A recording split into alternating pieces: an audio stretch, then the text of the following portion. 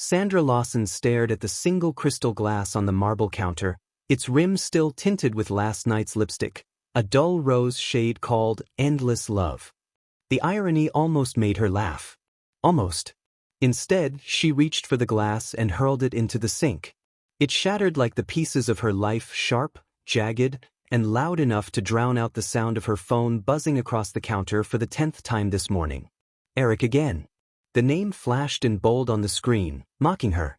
3 years of her life. 3 years of romantic Instagram captions, Sunday brunches, and whispered promises that someday he would marry her.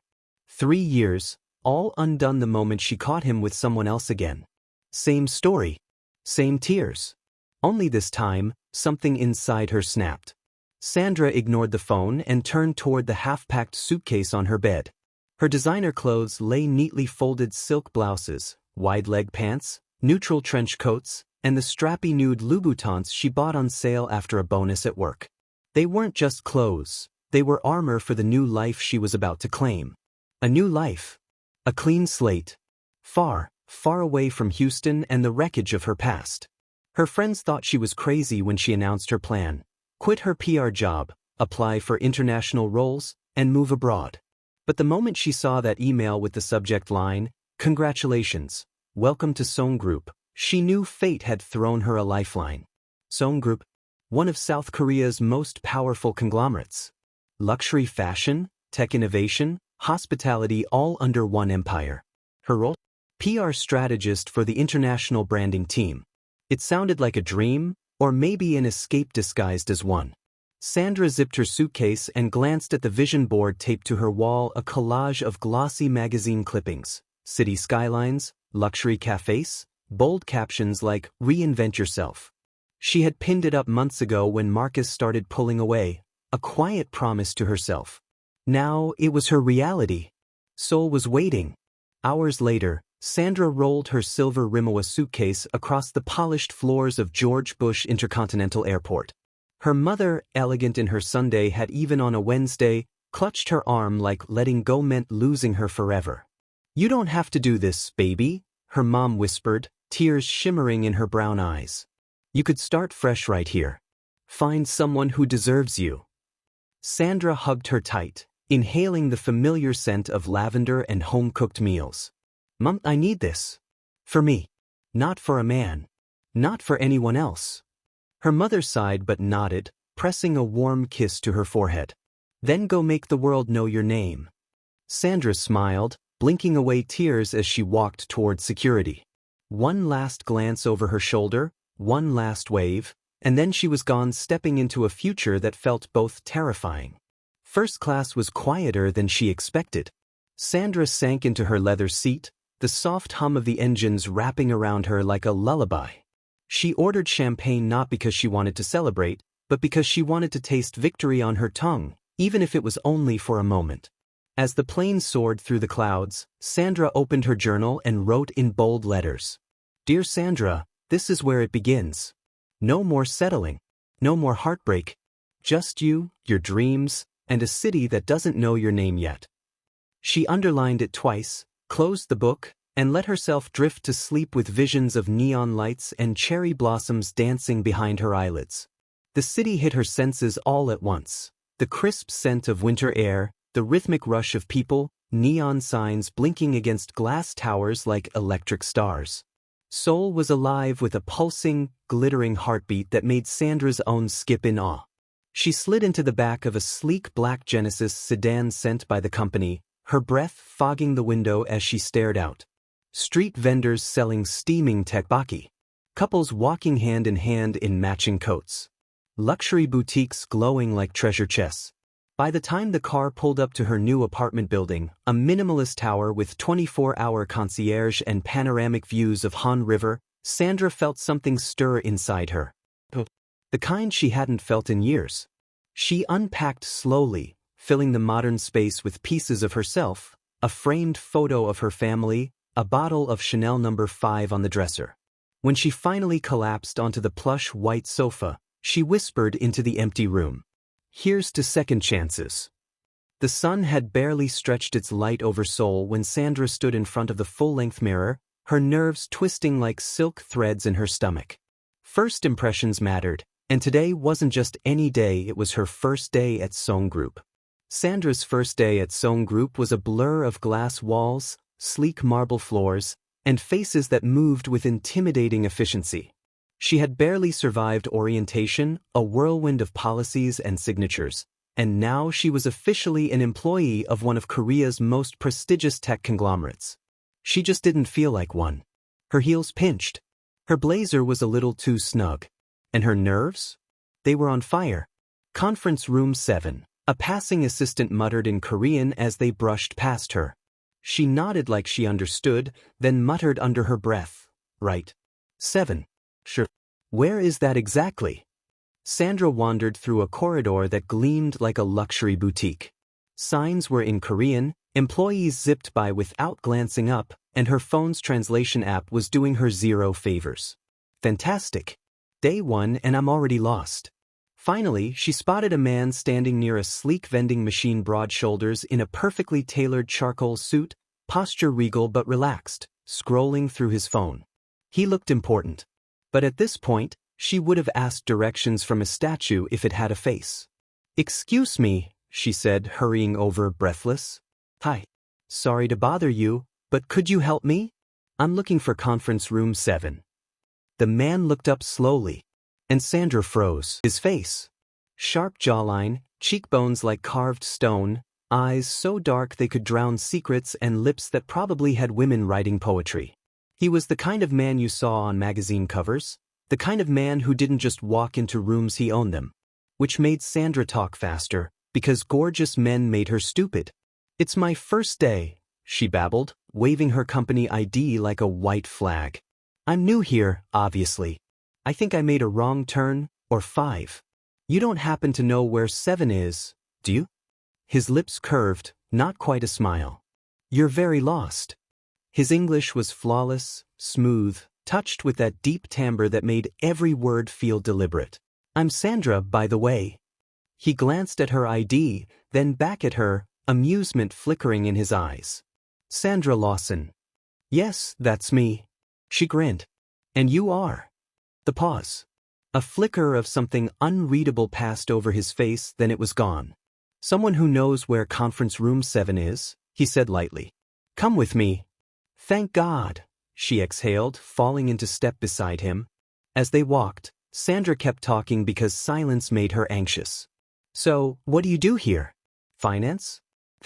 You look important. Or maybe HR. Oh God, please don't tell me you're HR, because I think I'm breaking some employee rule by pestering you in the hallway." He laughed then. A low, rich sound that sent heat straight to her cheeks. "I'm not HR," he said simply. "Well, that's a relief. For a second, I thought I was about to get a professional boundaries speech on day 1. They stopped in front of a massive glass door etched with Conference Room 7. "Here you are," he said, pulling it open with effortless grace. Sandra turned to him, flashing her warmest smile. "You're a lifesaver. Seriously. Thank you so much, mister." His lips quivered again, that almost smile that felt like a secret. "Just call me Ji-hoon." "Ji-hoon," she repeated. "Nice to meet you, Ji-hoon. I owe you one." "You will," he murmured, just for her ears, before inclining his head and walking away. Sandra watched him go, frowning slightly. Weird. Handsome. But weird. Then she shrugged and pushed into the conference room, ready to redeem her chaotic morning. Except, the moment she stepped inside, every head turned. And at the far end of the table, in a high-backed leather chair, sat Ji-hoon. The same Ji-hoon. Only now, he wasn't just some helpful employee. He was flanked by executives, his nameplate gleaming. Tao, Kim Ji-hoon. Sandra's stomach dropped to her shoes. "Oh," she whispered under her breath, sliding into the nearest chair. She'd just mistaken her billionaire boss for a guy by the vending machine. And judging by the smirk tugging at his lips across the table, he wasn't going to let her forget it anytime soon. Sandra had never been this aware of her own heartbeat. She kept her eyes glued to the sleek leather folder in front of her, pretending to read the company's mission statement while her mind replayed every word of her encounter with Ji-hoon earlier. Across the polished conference table, Ji-hoon spoke in calm, measured tones about Song Group's global vision. His voice was like honey over glass, smooth but with an edge of authority that commanded silence. Even without trying, he owned the room. Every nod from the executives, every stolen glance from the interns, every subtle lean toward him. Power wasn't just in his title. It radiated from him like heat. Sandra dared a glance. Mistake number one. Ji-hoon's dark eyes were on her, steady and unreadable. For a moment, the rest of the boardroom blurred. She tore her gaze away, cheeks warming, and scribbled something in her notebook that wasn't even words, just loops of panic. When the session ended, employees rose in a ripple of hushed admiration. Sandra stuffed her notebook into her tote and headed toward the elevator, praying for invisibility. "Ms. Lawson?" The deep voice halted her in her tracks. Sandra turned and nearly forgot how to breathe. Ji-hoon stood a few feet away, his suit jacket draped effortlessly over one arm, silk tie loosened just enough to look dangerously perfect. The kind of man Vogue would dedicate a cover to. "Yes." Her voice sounded higher than usual. "Great." He approached, each step deliberate but unhurried. "I'd like to speak with you," he said. "If you have a moment." Her pulse spiked. What did I do? Was it the joke about management? Oh God, is this HR trouble? "Sure," she managed, keeping her tone neutral. He didn't head toward the elevator. Instead, he walked toward a glass door leading to a private terrace. Sandra followed, her heels clicking softly against the marble floor. The door opened, and a rush of cold air kissed her skin. The rooftop terrace was breathtaking.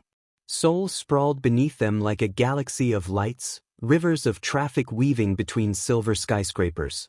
The sky was a velvet canvas, dusted with stars. A long table of orchids lined the glass railing, and soft jazz played from hidden speakers. It felt like another world, one only a few were allowed to enter. Sandra wrapped her coat tighter. "This is stunning." Ji-hoon stood near the edge, hands tucked into his pockets, gazing out like a man who owned the horizon. He turned slightly, his profile sharp against the city lights. "When the day gets noisy, I come here," he said quietly. "It reminds me to breathe." Sandra joined him, the wind lifting a strand of her curls. She tucked it behind her ear, pretending not to notice his eyes following the motion. "You wanted to see me?" she asked, her tone polite, professional, anything but the chaos fluttering inside her. "Yes." His gaze held hers. "First, let me apologize." Sandra blinked. "Apologize? For what?" "For not introducing myself properly this morning." A faint smile touched his lips. "I thought you might realize who I was during orientation." Sandra laughed softly, the sound carried away by the wind. "Well, Mr. So I didn't. And I might have called you Mr. Management."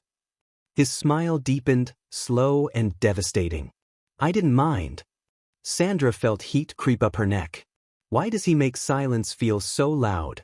"Second," Ji-hoon continued, his voice like low velvet, "I wanted to tell you your presentation ideas this morning were impressive.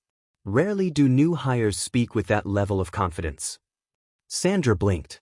You noticed that?" "I notice everything," he said simply, and somehow it didn't sound arrogant, just factual. Sandra shifted her weight, gripping the railing as the city glittered below. "Thank you. Honestly, I was terrified I'd sound like an amateur." "You didn't." His gaze lingered, something unreadable flickering in those dark eyes. "You sounded like someone who knows her worth." The compliment sank deep, warming parts of her that had gone cold after years of being made to feel small. She met his eyes, and for a moment, the air between them stretched, charged, electric. Then Ji-hoon looked away, breaking the spell. "Do you like Korean food?" Sandra blinked at the sudden shift. "I haven't tried much yet." "Then let me fix that," he said. "Tomorrow night. There's a place I think you'll love." She hesitated. "Are you sure that's appropriate?" Ji-hoon's smile returned, slow and teasing. "It's dinner, not a scandal." Sandra laughed despite herself. "In that case, yes. I'd love to." Ji-hoon's eyes glimmered like the skyline behind him. "I'll send a car." He opened the door for her, the faintest brush of his hand at her elbow as they stepped back inside. Sandra stared at the black velvet box on her bed as if it were a life-or-death decision. Inside lay a silk slip dress in crimson, a piece she'd splurged on years ago during a weekend in New York but never wore. Tonight, it felt perfect. She slipped it on, the fabric kissing her skin like liquid luxury. The dress hugged her curves with a whisper of seduction. Gold hoops that gleamed against her glowing brown skin, and black stiletto heels. Sandra took one last look in the mirror. You're about to have dinner with your billionaire CEO girl. Don't hyperventilate. And then her phone buzzed. Your car is waiting. The car wasn't just a car, it was a sleek black Genesis G90, gleaming under the streetlights like a panther. The driver, in a perfectly pressed uniform, opened the door with a bow. Good evening, Ms. Lawson. Sandra slid into the plush leather interior, the scent of luxury filling her senses. As the city lights blurred past, she tried to calm her heartbeat. It's just dinner, she told herself. A business courtesy. But the tiny voice in her head laughed. Sure, in what universe does dinner involve a chauffeur and a CEO who looks like a GQ cover? The car glided to a stop in front of a discreet glass building with no flashy signs, just understated elegance. Inside, the world seemed to shift. Golden lighting bathed the space, soft jazz floated in the air, and each table was a private island of intimacy. Sandra's heels clicked softly against the marble floor as the maitre d' led her to a corner table overlooking the Han River. Ji-hoon was already there, rising as she approached. And Lord, he was devastating. A black tailored suit, no tie, the top buttons of his crisp shirt undone just enough to hint at sin. His watch, apparently worth more than her car back home, caught the light, but it was his eyes that stole her breath. Sandra, he said, his voice dipping low, warm as velvet. You look extraordinary. Her cheeks burned. You don't look too bad yourself. He smiled, the kind that made something inside her melt. He pulled out her chair like a man raised on old-world manners, then gestured for wine. Dinner was a parade of dishes Sandra couldn't even pronounce: delicate slices of Hanwoo beef, black garlic-infused galbi, steamed abalone with a whisper of citrus. Ji-hoon explained each dish, his tone rich with pride for his culture. I didn't realize food could look like art, Sandra murmured, savoring a bite that tasted like heaven. Ji-hoon chuckled softly. In Korea, food is more than nourishment. It's respect. It's love. The word hung between them like an unsaid promise. Sandra sipped her wine, her pulse quickening. So, Ji-hoon said, leaning back slightly, his eyes never leaving hers. What brought you here? Really? Sandra hesitated. Most men never asked that, not really. But Ji-hoon's gaze was patient, sincere. A change, she said finally. I needed to leave pieces of my past behind. Start over somewhere new. Ji-hoon nodded slowly. Sometimes, the bravest thing we can do is begin again. The way he said it, soft, certain, made her chest tighten. Does he know what that feels like? And then his hand brushed hers when he reached for the wine bottle. A spark shot up her arm so fast she almost gasped. His eyes flicked to hers, dark and unreadable. After dinner, Ji-hoon walked her to the car himself, his hand hovering just at the small of her back, a touch so light, yet electric. Thank you, Sandra said, her voice softer than she intended. For tonight. It was amazing. Ji-hoon's lips curved in a way that made her toes curl inside her heels. It won't be the last. Her heart did a dangerous little flip. Good night, Ji-hoon. Good night, Sandra. But as the car pulled away and she glanced back through the tinted glass, Ji-hoon was still standing there, watching her, hands in his pockets, Seoul's neon glow casting him in silver and fire. Sandra pressed a hand over her chest. Oh no, she whispered to herself, her reflection staring back in the glass. This man is trouble. Beautiful, impossible trouble. And yet she couldn't wait for more. The next week passed in a blur of meetings and campaign pitches. She tried to bury herself in work, telling herself it was just a one-time courtesy. A cultural gesture. Nothing more. But when her phone buzzed with a message from Ji-hoon's personal assistant, her heart didn't listen. Message. Ms. Lewis, the chairman requests your presence for a private lunch on the rooftop terrace. 12:30 p.m. Sandra stared at the screen, pulse thrumming. Private lunch? She typed a quick, professional reply. Of course. I'll be there. The rooftop terrace had transformed since her last visit. White parasols, shaded tables set with crystal glasses and orchids floating in shallow bowls. The winter air was crisp, but gentle heaters kept the space warm. Beyond the glass railing, Seoul glittered like a dream. Ji-hoon was already seated, wearing a navy cashmere sweater over a crisp shirt, his dark hair effortlessly styled. Casual, yet somehow more devastating than any boardroom look. Sandra approached, her pink wool dress skimming her curves, paired with knee-high boots in black leather. The wind teased her curls as Ji-hoon rose to pull out her chair, the gesture smooth and old-world charming. You didn't have to go through all this trouble, she said, sitting down, trying to keep her voice light. Ji-hoon's lips curved. It wasn't trouble. I thought you might appreciate a quieter view of the city. He wasn't wrong. The hum of traffic below, the shimmer of the Han River in the distance, it all felt surreal. Lunch arrived. A spread of elegant dishes: seared tuna, delicate banchan, artisanal bread. Ji-hoon poured sparkling water into her glass himself. As they ate, their conversation drifted from work to life. What was Houston like? He asked, genuine curiosity in his tone. Big, Sandra said with a laugh. Hot summers, barbecue everywhere, football culture. Nothing like this. Ji-hoon smiled faintly. And yet you left it all behind. Sandra's fork paused. Sometimes staying feels heavier than leaving.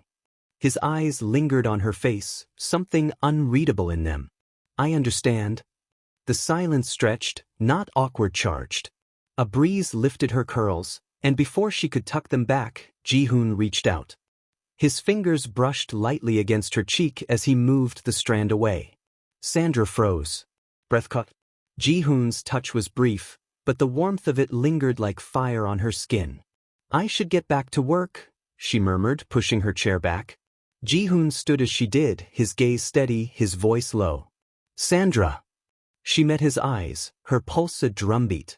This city is full of noise, he said.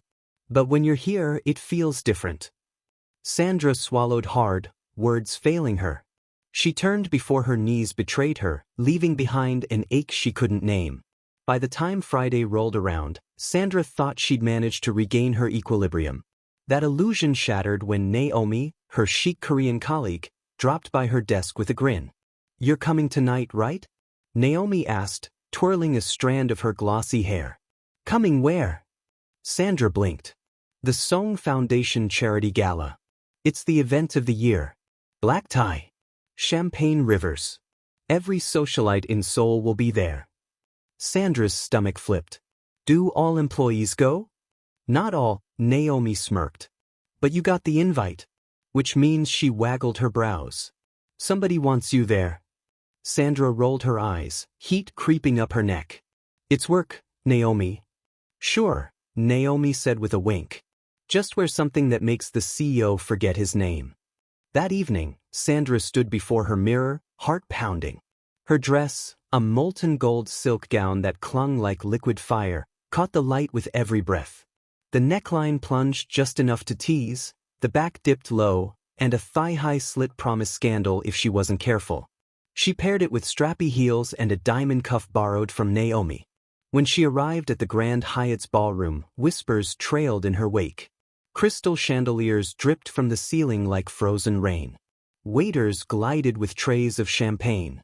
A string quartet played in the corner, their music as elegant as the guests draped in couture. And then she saw him. Ji-hoon stood near the main stage, speaking with dignitaries, dressed in a black tuxedo tailored to perfection. His hair gleamed under the soft lights, and when his eyes found her across the room, everything else disappeared. For a moment, no one else existed. Just him. Just her. He excused himself from the cluster of VIPs and crossed the room with slow, deliberate steps. The kind that made her knees weak. Sandra, he said when he reached her, his gaze sweeping from the curve of her shoulder to the dangerous slit of her gown. His jaw tightened almost imperceptibly. You look, his voice dipped, husky. Unforgettable. Thank you, she managed, her throat dry. He offered his arm. Dance with me. Sandra hesitated. People were watching. cameras flashed. But when his hand brushed hers warm, steady, promising, she forgot every reason to say no. On the dance floor, Jihoon guided her with effortless grace, his hand firm at her back. His cologne wood and spice wrapped around her like sin. "You're making headlines right now," he murmured against her ear, his breath sending a shiver down her spine. "Great," she whispered back. "Exactly what I wanted on my first month here." He chuckled softly, the sound vibrating through her. "Let them talk." As the music slowed, their steps stilled, but neither moved away. His gaze locked with hers, dark and unguarded. Before she could process it, they were on the balcony, Seoul glittering like spilled diamonds beyond the glass doors. The cold air bit at her bare shoulders, and Jihoon shrugged off his jacket, settling it over her with a gentleness that undid her. Neither of them moved closer. Not yet. The tension stretched, sharp and sweet, a wire pulled to breaking. And when Jihoon finally stepped back, his eyes blazing, Sandra's knees nearly gave out. Find out what happens in their relationship in the next episode, which is coming up soon, by clicking on the notification icon. Thank you for watching. If you enjoyed the story, please do not forget to like and subscribe to our channel. Also tell us the country you are watching us from in the comments section so that we will make a story for you.